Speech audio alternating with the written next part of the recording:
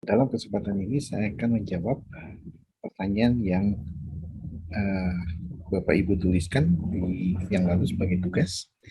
Pertanyaan yang saya maksud yang dalam sebagai tugas adalah pertanyaan terkait materi yang sudah disampaikan yang masih dirasa belum jelas atau Bapak Ibu ingin penjelasan lebih lanjut. Jadi bukan materi yang tidak berhubungan atau bahkan membuat soal. Ya, kalau membuat soal silakan dijawab sendiri. Dan kalau yang tidak berhubungan ya mungkin tidak akan saya jawab. Jadi saya akan menjawab hanya yang terkait dengan materi yang dibahas. Ada beberapa pertanyaan yang akan dibahas dalam beberapa pertemuan yang berikut. Jadi kita akan tunda. Oke, kita mulai saja di sini. Ini saya sudah tuliskan. Semoga Bapak Ibu bisa melihat apa yang saya share di display sini. Jadi sekarang pertanyaannya, bagaimana menyampaikan materi geometri ini kepada siswa agar mudah dipahaminya. Uh, ini berkaitan dengan pertanyaan berikut, bagaimana trik membuktikan suatu teorema pada geometri Euclid dengan mudah, materi di SMA. Oke, nah seperti yang saya sampaikan di di kuliah maupun di videonya di pada pertemuan yang lalu, saya sampaikan bahwa kebanyakan materi yang Bapak Ibu pelajari di sini adalah materi yang saya katakan 17 tahun ke atas. Bukan materi yang yang diajarkan ke SMP ataupun SMA. Ya, materi ini memang untuk Bapak Ibu untuk bisa berlatih kembali dengan bukti, dengan logika. Jadi memang tujuannya supaya Bapak Ibu tahu jauh lebih banyak dari apa yang diajarkan di tingkatan SMA. Buat Bapak Ibu lebih percaya diri untuk mengajarkan hal-hal yang tentang geometri, gitu ya. Tapi bukan yang untuk langsung di forward saja disampaikan untuk anak SMA, bukan itu levelnya. Dan kemudian mengajarkan bukti itu bukan sesuatu hal yang mudah, gitu ya. Perlu cara yang sistematis, yang perlu dibiasakan, tetapi yang terutama adalah Bapak Ibu perlu terbiasa terlebih sebelum bisa mengajarkan. Sebelum itu bisa dicapai, tentunya akan sulit, ekstra sulit mengajarkan soal itu. Jadi kita akan sepanjang semester ini kita akan coba melihat pembuktian. Oke, kedua, perbedaan antara aljabar geometri dan geometri aljabar. Saya tidak akan jawab, tapi ini berkaitan dengan istilah ini. Saya tuliskan di sini. Ada geometric algebra, ada algebraic geometry, yang tidak terlalu relevan dengan apa yang kita bicarakan dalam kuliah ini. Sepanjang kuliah ini kita tidak akan sampai sini. Kalau Bapak Ibu penasaran, silahkan lihat di Wikipedia. Coba Google. Begitu pula yang bertanya ini, apakah ada keterkaitan logika dan geometri? Lihat di kuliah berikut. Yang berikut, apa yang dimaksud dengan geometri praktis? Ada beberapa pertanyaan terkait dengan ini, geometri praktis. Oke, yang seperti saya ceritakan, geometri pada awalnya itu merupakan hanya bukan ilmu ya, pengetahuan praktis untuk membuat beberapa hal yang terkait kehidupan lah. Jadi membuat piramida itu pengetahuan praktis, gitu, geometri, membuat katakanlah bangunan, mengukur sama panjang, ya, kalau membuat bahan-bahan gitu ya. Jadi itu pengetahuan praktis. Ini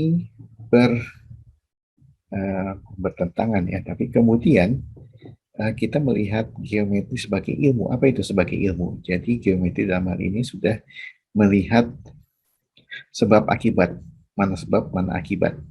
Dalam hal itu ini mulai menjadi pengetahuan, jadi lebih sistematik. Ya. Karena kita punya geometri Euclid, maka kita punya hukum Pitagoras misalnya. Itu sebab akibat. Karena dua segitiga dua sisi sama panjang dan sudut yang diapitnya sama besar, maka kedua segitiga itu sama dan sebangun. Ya, jadi itu dari ilmu, jadi sebagai sebab akibat. Itu bedanya dengan yang praktis. Oke.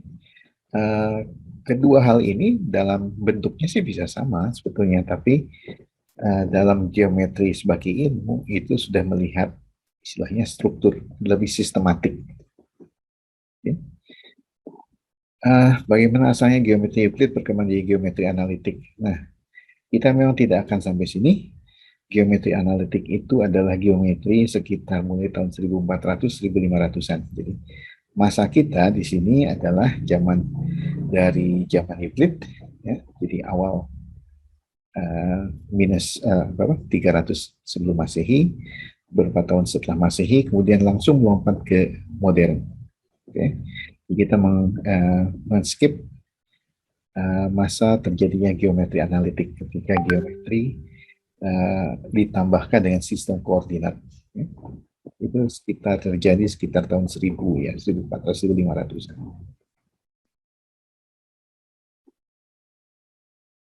Ini tidak relevan, tidak akan saya jawab.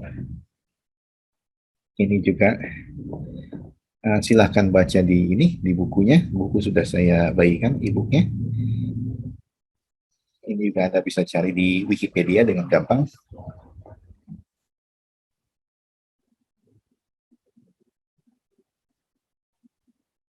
Nah, ini berkaitan dengan pertanyaan yang ini, bagaimana kita bisa tahu tanpa ilmu geometri? Ya memang untuk membuat sesuatu geometri tidak cukup menjadi ilmu ya. Ya cukup pengetahuan tentang geometri saja, karena apa-apa. Jadi karena itu ilmu sebagai ilmu dia datang belakangan. Jadi usaha untuk mensistematisasinya datang belakangan.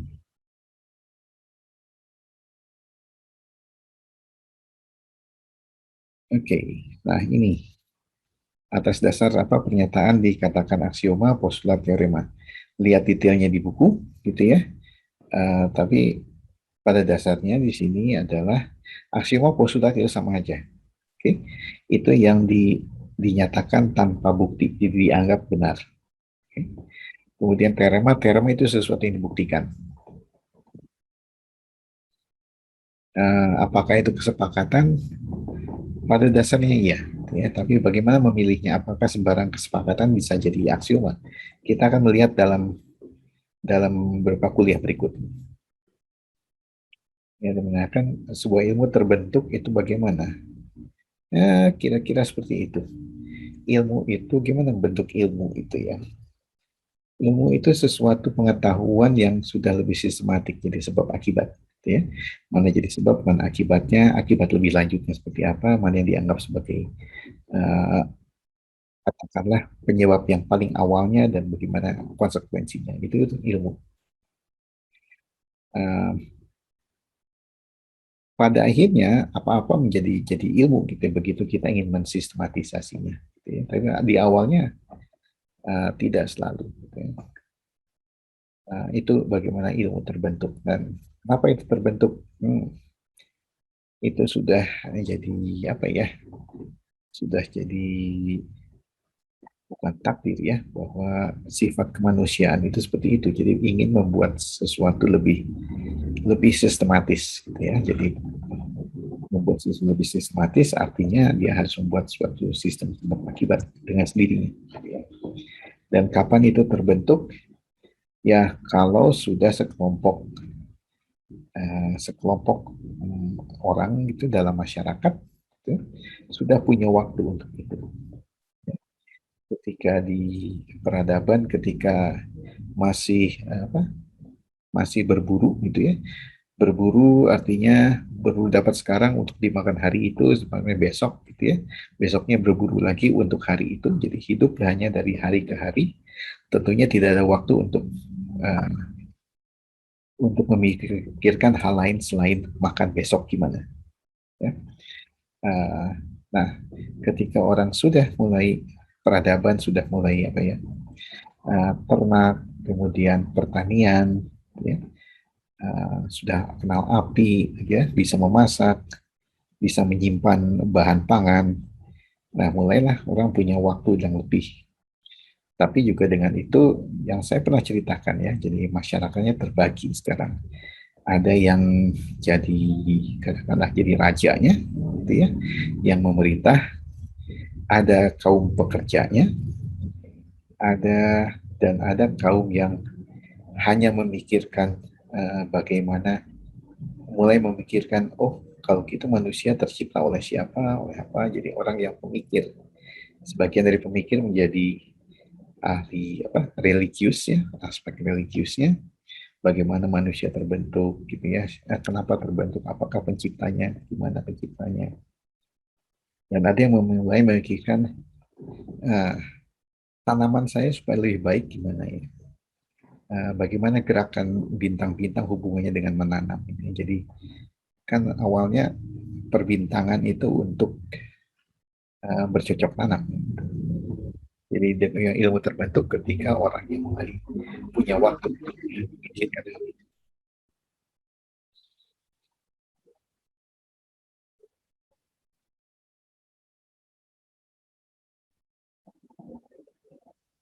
Jadi ini saya ceritakan gitu, ini ilmu apa, keistimewaan geometri Euclid. Nanti kita lihat geometri non Euclid dengan non Euclid, kita lihat juga ini yang akan datang. Ini pertanyaan mengenai yang tadi, bagaimana sejarah, latar belakang geometri, sejarah sebagai yang diberikan, bagaimana kita membuktikan sesuatu geometri yang dapat dipahami oleh anak. Oke, ada satu hal yang akan saya tekankan sepanjang kuliah ini adalah Bapak Ibu akan dituntut untuk menyatakan sesuatu dengan precise. Artinya uh, kalau membuktikan itu bukan membuktikan geometri, geometri dibuktikan, tapi yang dibuktikan adalah teoremanya. Oke, jadi seperti hal yang tadi, ya, uh, membuktikan untuk level yang peserta didiknya akan sangat tergantung dari kemampuan kognitif gitu ya. Tentunya Bapak Ibu yang punya latar belakang pendidikan tahu ya geometri yang namanya teori Van Hille untuk geometri itu ya. Jadi silahkan lihat lagi teori tentang Van Hille. Saya mungkin kita tidak akan banyak waktu untuk mendiskusikan bagaimana hubungan geometri dengan geometri Van Hille, tapi itu rasanya sudah Bapak Ibu dapat di S1. Jadi buka-buka lagi catatan tentang itu. Jadi bukti memang harus disesuaikan. Jadi yang kita akan pelajari di sini adalah bukti, katakanlah bukti formal, dan itu bukan bukti yang akan diajarkan di kelas. Oke, jadi itu untuk bagaimana Bapak Ibu bisa mensistematis pemikiran untuk membuat bukti. Nah, jadi bagaimana yang kalau untuk anak-anak ya, yang lebih intuitif, lebih grafis, lebih banyak gambar, ya, seperti itu. Kontroversi postulat kelima memberikan pertentangan sehingga mendapatkan geometri yang aneh. Apa geometri aneh tersebut dapat dibuktikan selain dengan bukti kontradiksi. Saya katakan tadi, saya akan menuntut presisi dari pernyataan Bapak Ibu, bahasa Bapak Ibu. Jadi kita tidak membuktikan geometri, kita membuktikan teorema, gitu ya. Kita akan lihat ini dalam kuliah lebih lanjut. Ini tentang geometri dan seni. Zaman dulu sudah ada geometri dalam bentuk seni, gitu ya. Kemudian seni dikaitkan dengan geometri. Mengapa seni dikaitkan dengan geometri? Ya, karena seni itu pada awalnya berdasarkan simetri, berdasarkan kenapa bisa jadi indah ya karena mungkin simetris, karena yang hal-hal lain ya bisa diungkapkan dengan geometri. Karena halnya lurus atau gimana itu sifat-sifat geometris. Ya, apakah seni masih berkaitan geometri? Kadang-kadang ya, kadang-kadang tidak. Bisa lihat sendiri saja. Ya. Dan ini pertanyaan berikut. Di video disebutkan ada yang namanya geometri Euclid, geometri eliptik, geometri hiperbolik. Perbedaan di antara ketiganya adalah bidang yang digunakan tidak juga. Kita lihat di kuliah-kuliah berikut. Ya.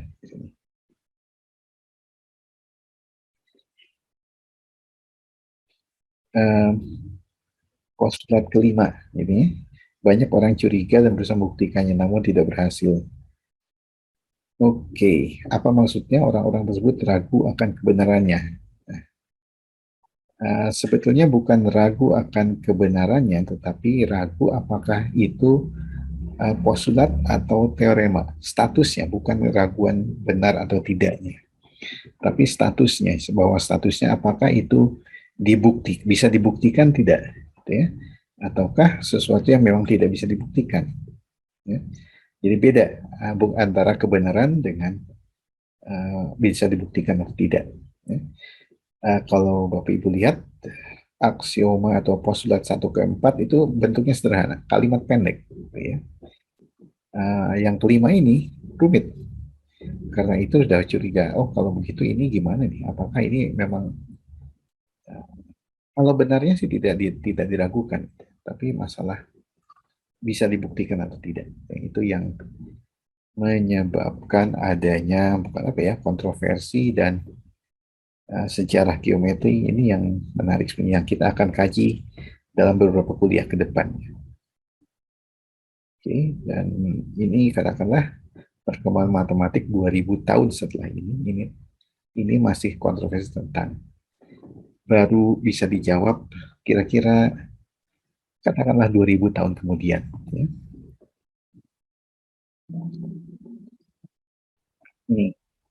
Ini sih Bapak Ibu membuat pertanyaan ini. Saya menjelaskan ini maunya tanyanya ke siapa. Jadi silakan jawab sendiri atau lihat nanti di kalimat berikut. Um, Bagaimana manusia pada itu mengaplikasikan geometri pada kehidupan mereka, sementara geometri itu sendiri belum menjadi ilmu. Untuk membuat sesuatu tidak perlu ilmu ya, tidak perlu, yang perlu pengetahuan, gitu ya. Bisa Bapak Ibu bisa membuat pintu gitu ya, harus bisa mengukur panjang gitu, dan itu tidak perlu, uh, tukang kayu tidak perlu tahu aksioma tentang Euclides kan, geometri Euclid untuk bisa membuat pintu tentunya. Ini memang uh, itu bedanya lagi antara pengetahuan dengan keilmuan.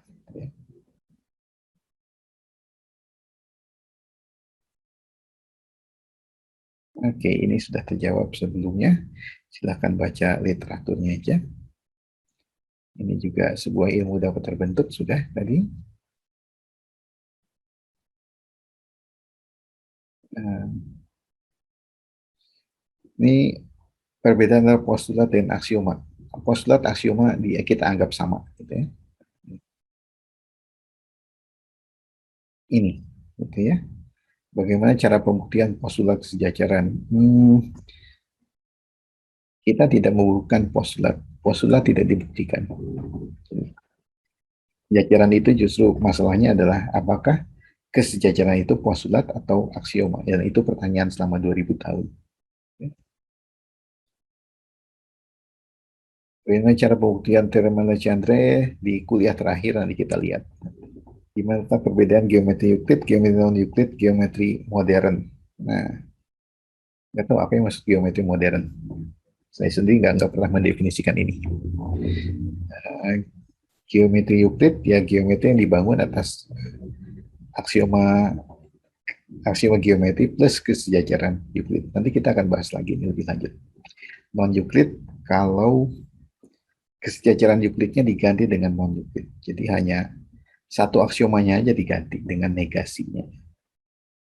Salah satu postulat Euclid mengatakan bahwa semua sudut tegak adalah sama satu sama lain. Ya.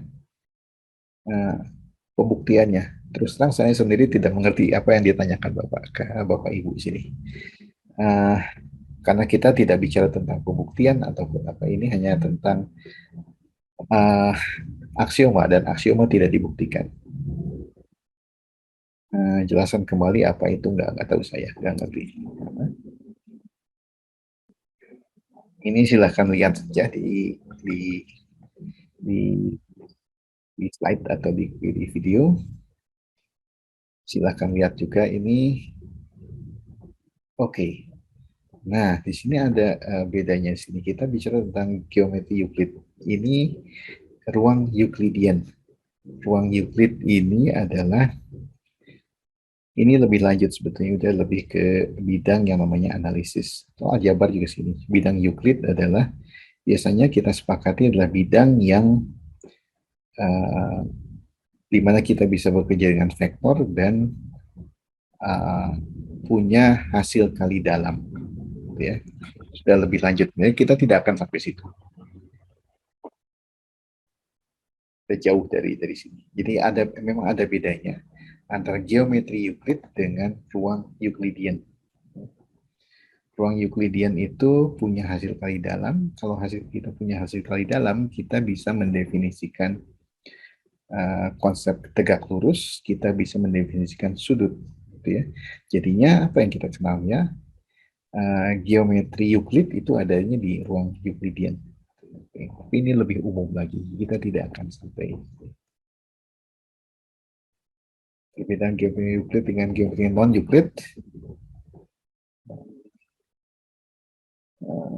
ini sama dengan yang tadi, tinggal ganti aksioma kesejajaran saja, Euclid dengan non Euclid.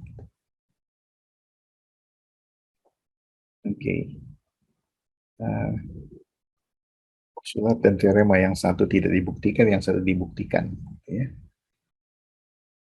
Ini juga lihat di kuliah berikut.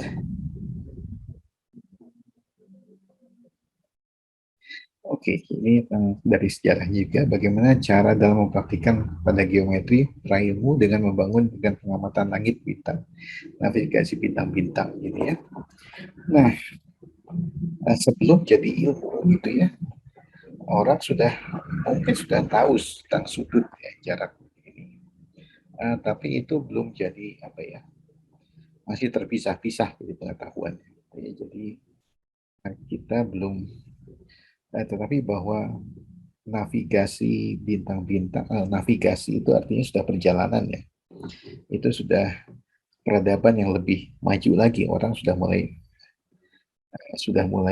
berjalan, gitu ya, berpindah dari satu tempat ke tempat lain. Ya. Ini sudah peradabannya sudah naik lagi berarti ya.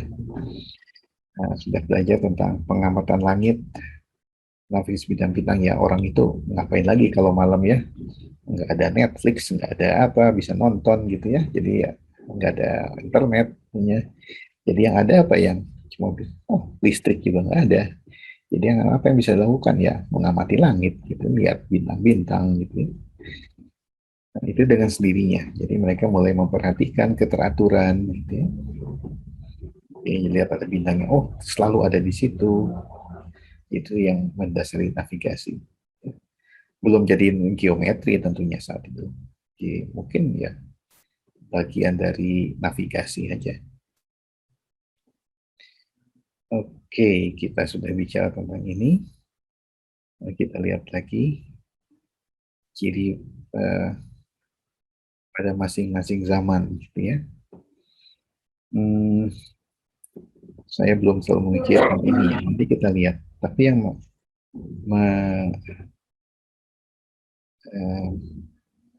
membedakannya adalah cara berpikirnya. Jadi logika yang mendasarinya. Jadi semakin ke sini kita semakin abstrak dan semakin katakanlah semakin sistematis. Jadi persyaratannya. Kita akan lihat sini. Kita akan lihat juga ya tahun-tahunnya ya. Jadi aspek sejarah. Kuliah ini sendiri sebenarnya bisa juga dikatakan, sebenarnya bisa juga diberi judul sejarah geometri gitu ya. Nggak salah juga kalau kita katakan sejarah kuliah ini sejarah. Sejarah matematika itu bukan kuliah hanya menghafal tahun-tahun dan fakta, tapi juga membuktikan. Gitu ya. Mempelajari bagaimana bukti zaman dulu dengan zaman sekarang, apa bedanya. Itu sejarah. Nah, ini ada yang menarik sebenarnya ini. Geometri Euclid memiliki peranan penting dalam perkembangan matematika. Iya, karena perkembangan matematika lain, ini adalah Geometri adalah salah satu yang paling tua sebetulnya. Ini yang paling awal berkembangnya. Nah, matematik lain berkembangnya itu mengikuti polanya geometri. Jadi sistem aksioma pertama muncul dalam geometri. Kemudian itu ditiru di perkembangan matematika yang lain. Ya. Apa ada di teori yang lain? Apakah ada yang perannya seperti teori kesejajaran di mana negasinya bisa dipakai juga? Ya ada juga itu. Karena itu studi tentang sejarah geometri ini penting karena dia menjadi model untuk perkembangan matematika secara keseluruhan.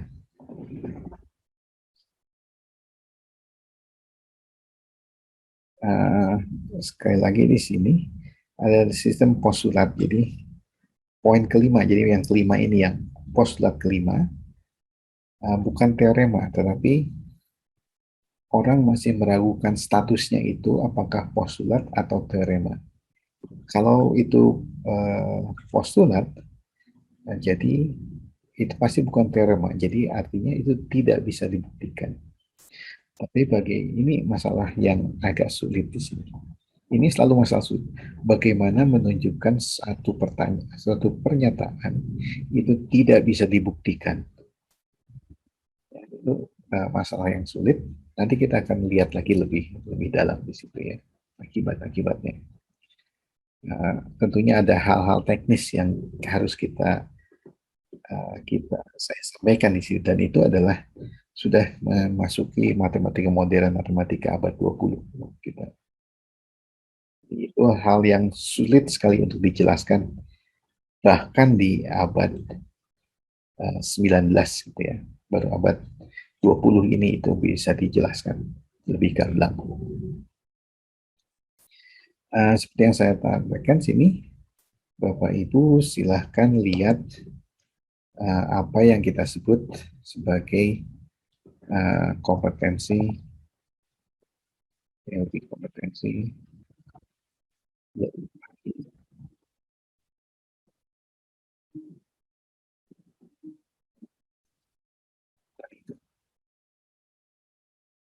Teori kompetensi Van Hilen. Silahkan lihat. Mestinya Bapak Ibu tahu lebih banyak daripada saya. Mestinya saya yang belajar ke Bapak Ibu tentang kompetensi Van Hilen.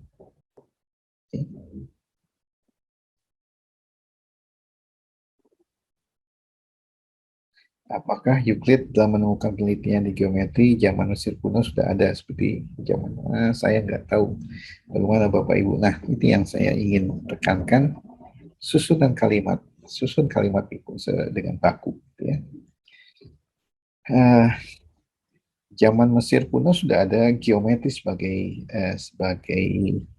pengetahuan ya, buktinya mereka sudah membangun uh, piramid. Bagaimana bangun piramid tanpa geometri? Tidak bisa dibayangkan gitu ya. Teorema Pythagoras itu lebih tua daripada jauh lebih tua daripada geometri Euclid ya. Jadi sebagai pengetahuan.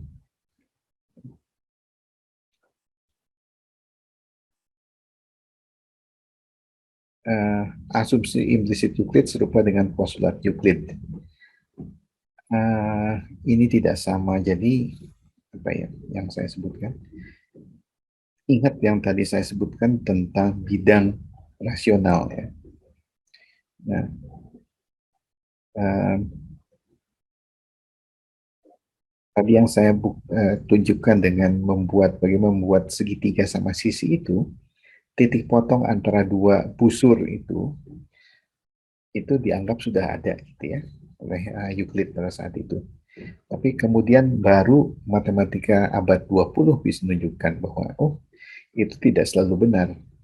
Ya, baru tahu kita sekarang bahwa itu adalah asumsi implisit oleh Euclid.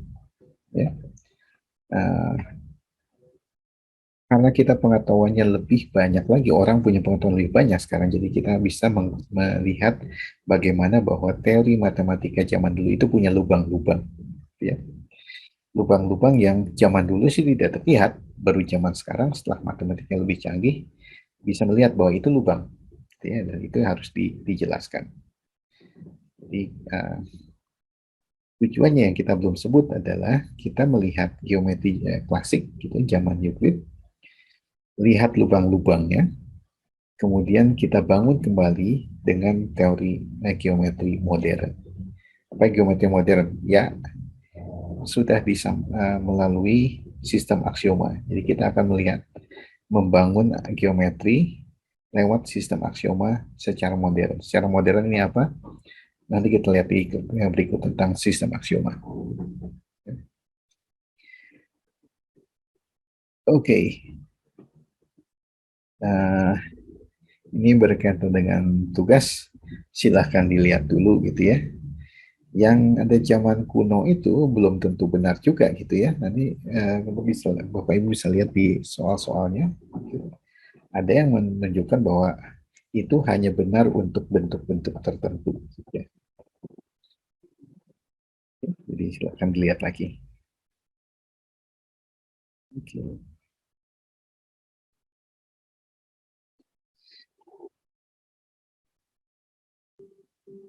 Ini juga terkait dengan kehidupan uh, pembelajaran, bagaimana pembelajaran jadi sulit di sekolah. Ya, kenapa sulit? Ya karena sudah jadi abstrak gitu ya. Jadi pembelajaran, kenapa peserta didik merasa sulit waktu ditanya contoh kehidupan sehari-hari, padahal asalnya kan dari sehari-hari juga gitu ya.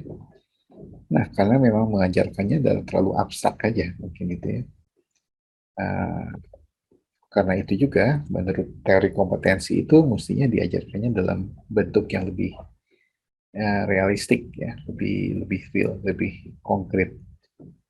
Oke, abstrak itu datang belakangan, dan abstrak itu tidak akan sampai mungkin baru hmm, tingkat berapa ya, kelas berapa mungkin ya, sesuai dengan teori perkembangan ini, perkembangan mental, perkembangan kognitif. Nah, oke, ini sudah saya sediakan tadi. Gonjang-ganjing tentang posla kelima itu yang menjadi perkembangan geometri gitu ya. Tanpa ada gonjang-ganjing, tidak ada akan ada perkembangan yang seperti yang kita kenal sekarang ini. Justru. Jadi sesuatu berkembang karena ada tantangan. Tanpa ada tantangan, tidak akan ada perkembangan. Ya.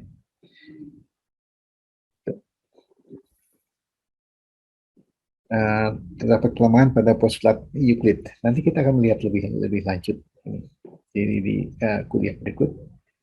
Uh, bukan kelemahan, jadi bagaimana kita mengisi lubang-lubang tadi dengan lebih lebih presisi gitu, supaya kita secara logikanya ini juga jadi kita dapat teori yang tidak lagi berlubang-lubang gitu ya. Secara logika jadi benar kelemahannya. Ini, uh, kita lihat nanti di sini. Sesuai perkembangan ilmu pengetahuan, aslinya apakah geometri Euclid menjadi pegangan pokok pada sistem geometri saat ini? Iya dan tidak, itu yang tergantung tergantung situasinya bagaimana. Kalau kata flat earthers ya, kaum bumi datar ya, kaum bumi datar itu tahunya geometri Euclid, mereka tidak tahu geometri non Euclid gitu ya. Padahal untuk menentukan apa kiblat saja geometrinya sudah geometri non Euclid. Nanti kita akan lihat geometri bola itu bukan geometri non Euclid, sama sekali bukan geometri non Euclid. Okay. Itu salah satu hal yang uh, tidak akan dipahami dari bumi datar, dari sudut pandang itu. Uh, apa geometri bisa dibuat mudah? Tidak ada cara. Memang sulit. Jadi, tapi sulit bukan berarti harus dihindari. Bagi mengajarkannya, nah itu bukan aplikasi GeoGebra, segala itu salah satu cara untuk bisa memberikan geometri yang signifikan dan juga berarti, gitu ya, dan juga abstrak. Saya tidak tahu apa bedanya, gitu ya, dan kita juga tidak akan membahas itu hal ini. Nah, ini tadi sudah diceritakan apa motivasi mensistematiskan geometri menjadi ilmu ya, karena ada orang-orang yang mungkin pada saat itu dibayarnya hanya untuk berpikir, gitu ya. Dan ini tidak terjadi di peradaban sebelumnya, ini terjadi di peradaban Yunani. Mungkin karena uh, sifat masyarakatnya saja begitu ya, penasaran, selalu memikirkan ya. Kalau lihat filsafat gitu ya, nama-nama filsafat Socrates apa segala macam itu kan dari uh, dari dari Yunani itu ya, Yunani dan sekitarnya situ. Jadi memang sifat orang-orang yang penasaran, ingin mensistematisasi sesuatu, ingin mencari sebab akibat, itu yang menjadi motivasi kenapa itu menjadi ilmu pada akhirnya. Dan saya bilang juga ini tidak terjadi kalau masyarakatnya, peradabannya masih sibuk hanya berpikir tentang bagaimana makan hari ini. Ini harus sudah peradaban yang sudah terspesialisasi. Ada yang bekerja, ada kaum pekerja, ada kaum yang memerintah, ada raja-raja, ada bangsawan, ada pendetanya, ya. Dan sudah jadi pada tingkat peradaban tertentu. Oke, ada beberapa definisi. Ini ada definisi, ada postulat, ada pengertian umum. Nah, apa memberikan tiga hal ini? Nah, kita akan bahas lebih detail ini ya. Pada dasarnya ABT disebut sistem aksioma. Nah, definisi itu menamakan. Jadi menyingkatlah sesuatu konsep disebut ini. Misalnya lingkaran adalah himpunan titik yang berjarak sama terhadap titik yang diberikan. Ya. Itu definisi lingkaran. Jadi ini hanya memberikan nama. Kemudian postulat sesuatu yang tidak dibuktikan, jadi sifatnya aja. Pengertian umum ini ada hal-hal yang diasumsikan sudah benar gitu ya. Jadi apa ya? Kalau dua hal sama ditambahkan hal yang sama, maka hasilnya juga sama. Kalau dikurangkan sama juga. Hal pengetahuan seperti itu yang sudah dianggap benar. Gitu ya. Walaupun begitu, ternyata tidak semua uh, itu tidak semua itu saja yang dipakai. Ada juga yang tidak dinyatakan. Dan itu yang tadi yang uh, asumsi implisit yang saya sebutnya.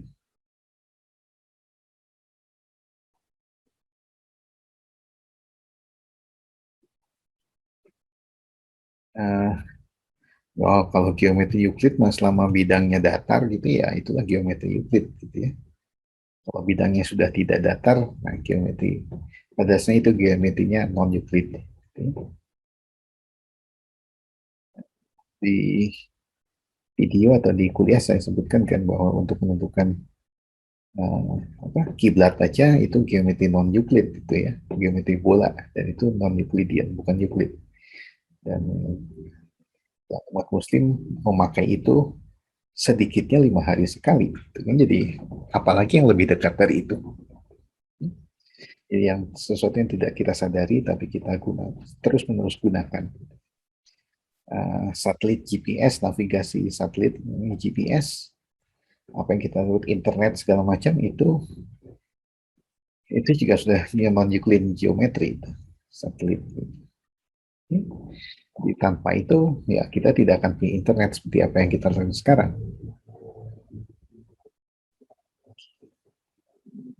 Oke, jadi kalau selama masih datar ya itu daerahnya geometri Euclid.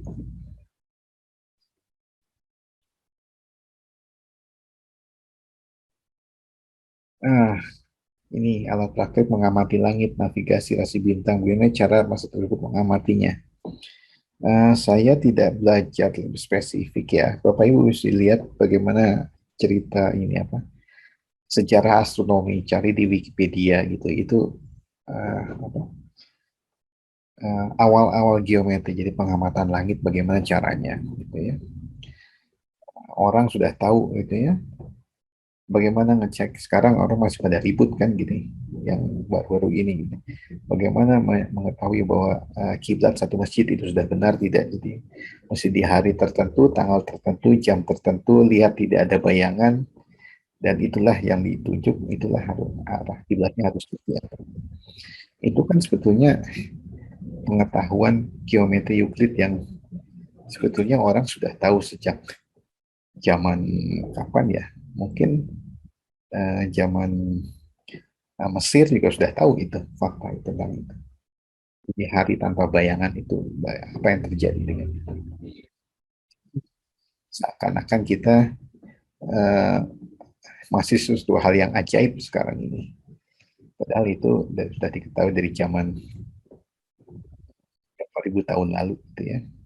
Dan bahkan kita dengan GPS kita menentukannya dengan bisa sangat akurat gitu ya. Oke. Okay. Kata trivial. Trivial ini trivial dalam aljabar. Kira-kira sama. Trivial itu hanya jelas. Satu hal yang jelas. Oke, jadi sampai sini kira-kira itu sesi Q&A, pertanyaan dan jawaban yang dari